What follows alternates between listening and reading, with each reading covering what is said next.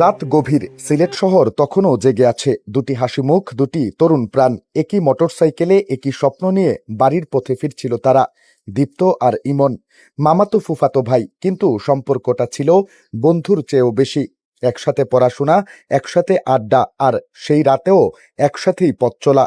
হঠাৎ তালতলা একটি বিকট শব্দ, মুহূর্তেই থেমে যায় সব হাসি, থেমে যায় দুটি তরুণ হৃৎস্পন্দন।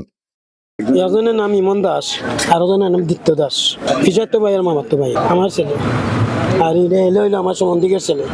মদনও পড়াশোনা করে, তাই নো কলেজও সোয়ারটা কিনা দিয়া ভর্তি হয়েছে। খাইলি দিন খালি যে মরার আগের দিন যা পরীক্ষা দিয়ে আসছে। ফায়ার সার্ভিসের কর্মীরা ছুটে এসে দেখেন রক্তাক্ত দুই ভাই পাশাপাশি পড়ে আছে সড়কে। হাসপাতালে নেওয়া হলেও ফেরানো যায়নি তাদের।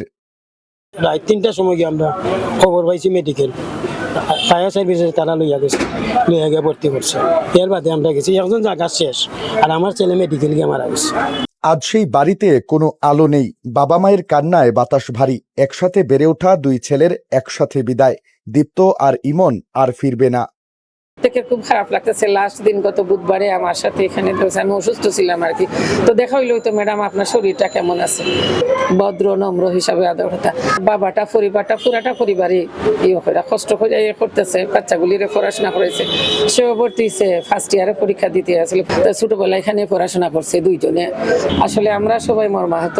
কিন্তু তাদের গল্পটা যেন আর কোনো মায়ের বুক খালি না করে। আপনি যদি মোটরসাইকেলে ওঠেন, গতি কমান, হেলমেট পরুন, কারণ ছোট্ট একটি সিদ্ধান্ত বাঁচিয়ে দিতে পারে একটি জীবন।